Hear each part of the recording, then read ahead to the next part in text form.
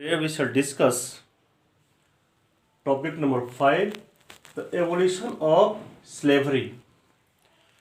Abolition means ending, over, and slavering in the system of enslaving the people, an act of making people slave. किसी को गुलाम बनाने का जो act है उसी को स्लेवरी कहते हैं। तो टॉपिक का मीनिंग हुआ कि कैसे स्लेवरी को समाप्त किया गया, स्लेवरी क्यों शुरू हुआ और क्यों समाप्त हुआ, इसका हम लोग डिस्कस इस चैप्टर में, इस टॉपिक में करेंगे। एक्चुअली यूरोप के जो लोग थे, इंग्लैंड, फ्रांस, जर्मनी, पोलैंड, जो हम लोग पढ़ते आए हैं, तो लोग अमेरिकन कंट्री को कॉलोनीज बनाए थे। आज अमेरिका वर्ल्ड का जिस कंट्री में से है, लेकिन अमेरिका भी कॉलोनी था ब्रिटिश लोगों का, अंग्रेज लोगों का कॉलोनी था। और जितने आइलैंड्स थे सब कॉलोनीज वगैरह थे। उसमें इंपॉर्टेंट जो कैरेबियन सी वहाँ है, कैरेबियन सी के पास Martinique, Guadeloupe and Saint Domingo where some islands, and from these islands, इस आइलैंड से indigo, cotton, sugar, coffee, tobacco were imported from these islands to European country. America के Caribbean sea के इस island से tobacco से लेकर coffee plant, wheat, indigo, cotton को लाया जाता था यूरोपियन कंट्री में। इसलिए इस आइलैंड पर लेबर का जरूरत था, वर्कर चाहिए था। यूरोप के लोग वहां जाकर काम करने के लिए रेडी नहीं थे। People were not agree to go from Europe and work on these islands, but they needed worker to work in the plantation. Plantation में काम करने के लिए वर्कर चाहिए था। वर्कर को सप्लाई करने के लिए 17th सेंचुरी में यूरोप के लोग, यूरोपियन लोग वेंट टू अफ्रीका। फ्रांस के भी लोग थे। फ्रांस के लोग अफ्रीका से, यूरोप से, फ्रांस से अफ्रीकन कंट्रीज में गए। और वे लोग जिस पोर्ट से गए, फ्रांस के बोडेक्स और नैंटेस पोर्ट से वे लोग अफ्रीका गए। और अफ्रीका में वहाँ चिफ्टन से, वहाँ होता था कबीला लोग होते थे, कबीला के हेड से, चिप से वहाँ के लोगों को खरीदा जाता था, गुलाम खरीदा जाता था और उनको स्टाम्प किया जाता था और टाइटली शिप पर, जहाज पर उन लोग को पैक किया जाता टाइटली। और 3 मंथ जर्नी के बाद, 3 मंथ लॉन्ग जर्नी के बाद फिर उन लोगों को अमेरिका इन आइलैंड्स पर लाकर भेज दिया जाता था।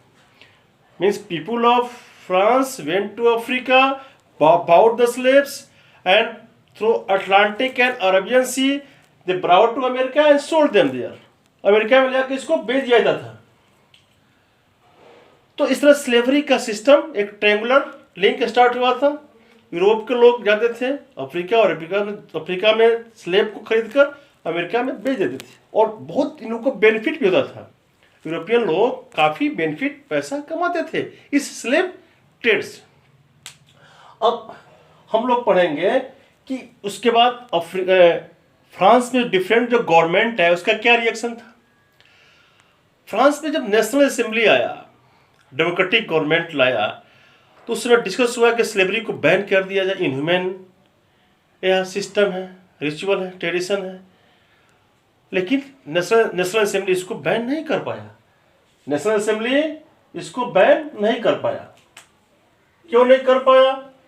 क्योंकि नेशनल असेंबली के ही मेंबर जो थे मिडिल क्लास के लोग स्लेव ट्रेड करते थे और काफ़ी मुनाफा कमाते थे, got a lot of income. That's why they opposed and National Assembly could not abolish slave trade. अब नेशनल असेंबली के बाद क्या आया? कन्वेंशन आया जैकोबिन का, जैकोबिन क्लब पुअर का। जैकोबिन जो कन्वेंशन जो था, यह पुअर लोग का गवर्नमेंट था। तो पुअर लोग नहीं चाहेंगे स्लेवरी चले, क्योंकि वे खुद गरीब हैं, खुद पुअर हैं। तो 1794 में कन्वेंशन जो था कंप्लीटली बैन कर दिया। जब कंप्लीटली बैन हो गया स्लेवरी, उसके बाद फिर 10 ईयर के बाद नेपोलियन स्लेवरी को स्टार्ट कर दिया गया। 6 point, the revolution and everyday life के बारे में डिस्कस करेंगे। होगा 6 point, revolution and everyday life. इसमें ऑलरेडी फ्रांस पे सेंसरशिप इम्पोज कर दिया था। During absolute monarchy people had no right to expression, but after 1789 the prison of Bastille was stormed. Censorship was completely abolished from France. censorship हटा दिया। censorship का मतलब हो गया है, होता है कि जो रिपोर्टर है सही न्यूज को छाप सके।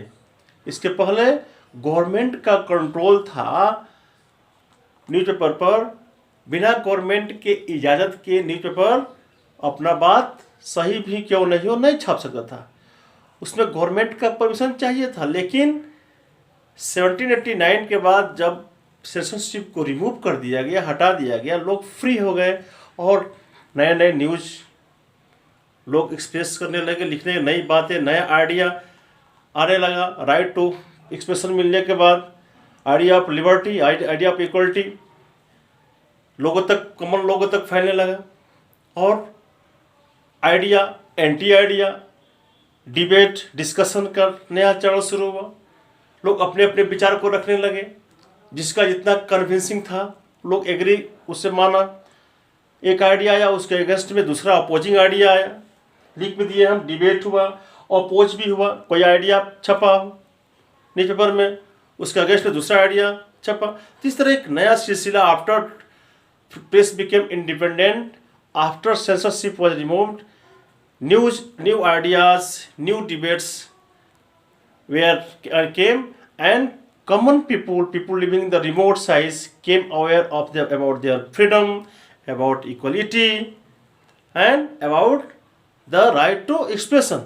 इससे समाज में एक नया तरह का चेंज आया, परिवर्तन आया और एक डेवलपमेंट का मार्ग खुला। फ्रांस में प्रोग्रेस का मार्ग खुला, डेवलपमेंट की तरफ लोग जाने लगे। तो यह रहा कि फ्रीडम आने के बाद, सेंसरशिप हटने के बाद लोग तरह तरह के बुक भी लिखने लगे, अपने अपना आइडिया को, अपना अपना विचार को लोगों तक पहुंचाना शुरू कर दिए।